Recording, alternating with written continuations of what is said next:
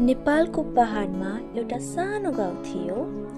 त्यस गाउँमा एउटा परिवार बस्थ्यो। त्यस परिवारमा बाबा, आमा र उनका 4 जना छोरीहरू गरी 6 जना परिवार बस्थ्यो। माया त्यस परिवारकी कान्छी छोरी थिए। उनी कान्छी छोरी भएकोले घरको सबैभन्दा प्यारी थिइन्। उनलाई उनको बुबा आमा र 3 जना दिदीहरूले असाध्यै माया गर्थ्यो। उनीहरू गरिब थिए, तर पनि उनीहरूको घरमा हाँसोको कमी थिएन। सधैँ खुसियाली थियो। मायाको परिवार असाध्यै गरिब थियो, त्यसैले उनका 3 जना दिदीहरूको उमेर भए तापनि अहिलेसम्म बिहे भएको थिएन। मायाको सपना चाहिँ पढेर ठुलो मान्छे बन्ने र आफ्नो मम्मी बाबालाई धेरै खुसी दिने थियो। त्यसै गरी मायाको सपना धेरै कमाएर उनको दिदीहरूको धुमधामसँग बिहे गरिदिने पनि थियो। एक दिन गाउँमा एकजना नयाँ शिक्षकको आगमन हुन्छ। त्यस शिक्षकको नाम चाहिँ अर्जुन थियो। अर्जुनले मायाकै क्लासमा पढाउन थाल्यो। शिक्षक अर्जुन असाध्यै राम्रो थियो। उनी सबैसँग मिलेर कुरा गर्थे, सबैसँग मिलेर बस्थे, सबैको हेरचाह गर्थे। माया पढ्नमा एकदमै होसियार थिए। उनी क्लासमा सधैँ फर्स्ट आउँथिन्। त्यसैले शिक्षक अर्जुनको ध्यान पनि मायातिर जाँदै गयो। बिस्तारै बिस्तारै उनीहरू नजिक आउँदै गए।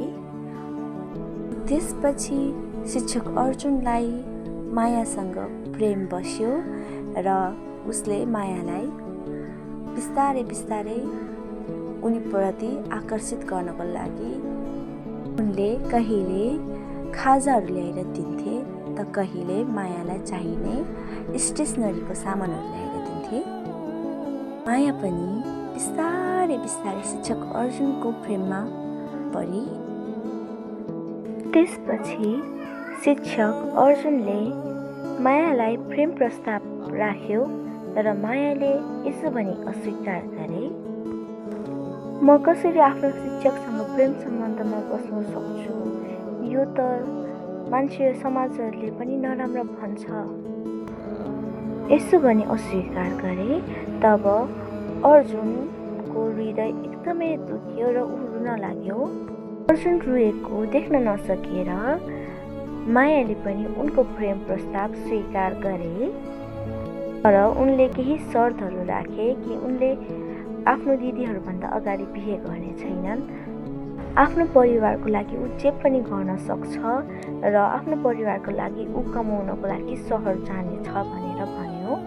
तब अर्जुनले पनि उसको कुरा बुझेर उसलाई हुन्छ भने र उनीहरूको प्रेम त्यहाँबाट सुरु हुन लाग्यो। उनीहरू लुकी लुकी भेट्न थाले।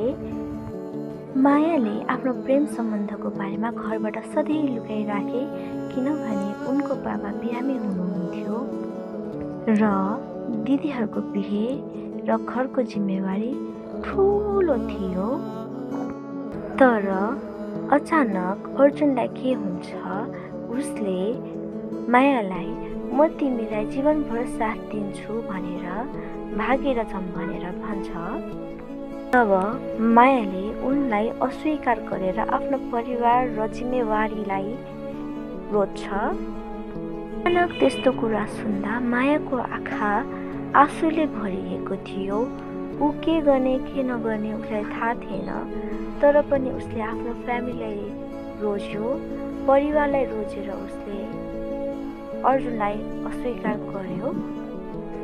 त्यसपछि मायाले अर्जुनसँग बिदा लिएर सहर आफ्नो परिवारसँग गई र त्यहाँ काम गर्न थाली।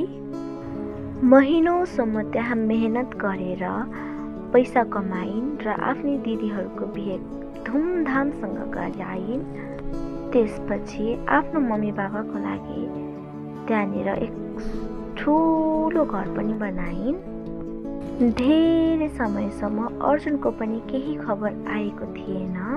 उनले अर्जुनको बारेमा जान्नको लागि उनले आफ्नो गाउँमा साथीहरूलाई कल गरेर अर्जुनको बारे सोधे। त्यसपछि उनका साथीहरूले अर्जुनको मृत्यु भइसकेको भनेर भने। तब मायाको आँसु रोकिन। धेरै रोएको कारणले माया कमजोरीका कारणले ढले। तब उनले थाहा पाइन् कि अर्जुनले उनको वर्षौं प्रतीक्षा गरेका थिए। मायाको प्रतीक्षामा नै उनको ज्यान गयो। मायाले परिवार रोजेर आफ्नो प्रेम त्यागेर सहर गएकी थिइन्। उनलाई त्यस कुराको पछुतो भयो। तब मायाका साथीहरूले अर्जुनले छोडेको चिठी छ भनेर मायालाई भने र माया त्यसै दिन गाउँ फर्किए। तब मायाको साथीहरूले अर्जुनले छोडेर गएको चिठी छ भनेर भने र त्यसै दिन माया आफ्नो गाउँ फर्किए र उनले गाउँ पुगेर अर्जुनले छोडेको चिठी पाए। मायाले मलाई होइन उनको परिवारलाई रोजेकी हुन् र यसमा उसको कुनै पनि दोष छैन।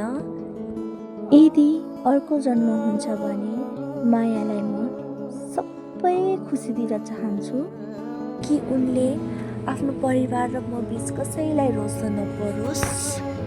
त्यो चिठी पढेपछि मायाले आफ्नो गह थाप्न सकिनन्। त्यो चिठी आफ्नो छातीमा च्याप्दै रोइरहिन्। साँच्चै नै मायाले आफ्नो घर बचाउनको लागि आफ्नो प्रेम गुमाउनु पर्यो। अर्जुनले भने आफ्नो प्रेम पाउनको लागि जीवनभर प्रतीक्षा गरे। गाउँका मानिसहरूले कुरा गर्थे कि मायाले परिवारको लागि सबै कुरा पाइन् तर आफ्नो प्रेम गुमाउन पुगिन्। कहिलेकाहीँ दुःखद प्रेम कथा त्यो हुँदैन जहाँ दुईजना छुटिन्छन्।